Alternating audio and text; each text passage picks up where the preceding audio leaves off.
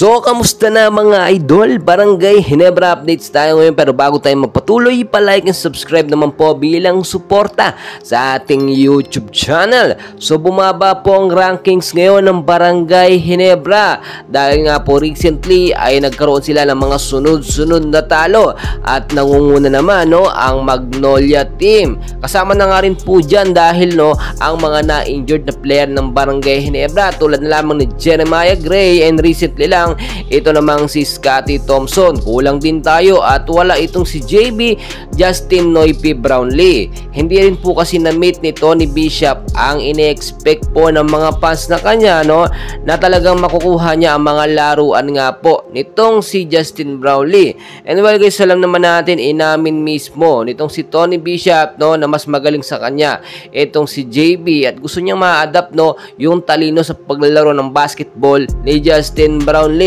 Dahil nga po sa hindi magandang performance nito nga po si Tony Bishop ay usap-usapan ngayon na posibleng palitan siya or magkaroon ng maagang termination sa Barangay Ginebra. And well guys, marami din nagsasabi wag na lang po natin ikumpara ito nga po si Tony Bishop dito kay JB or Justin Brownlee dahil talagang hindi matatapatan ang isang Justin Brownlee na pagbigay ng gintong medalya sa bansang Pilipinas. So i-update ko lamang kayo ng kaunti sa kalagayan po ngayon ni Justin Noypi Brownlee natin.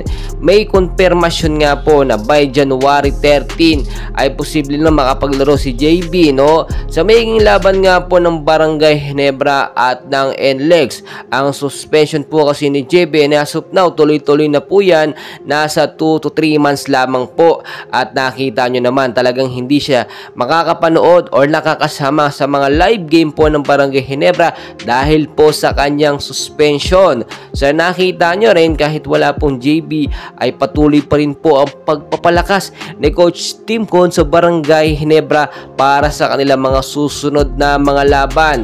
Well guys, alam naman natin dahil nga po walang JB, nasira po ang team chemistry ng Barangay Ginebra at wala po tayong assurance ngayon na sila muli ang magkakampyon bilang isang defending champion. Mahirap po kasi yun kung makikita nyo naman, nag-iba talaga ang laruan ng Barangay Ginebra ngayon. May mga star player naman na nadagdag tulad na lang ni Maverick Ahanmisi. Ito nga naman si Tony Bishop kahit pa paano ay maaasahan din, pero iba po yung laruan niya sa Meralco Bulls kung ikukumpara naman dito sa Barangay Ginebra.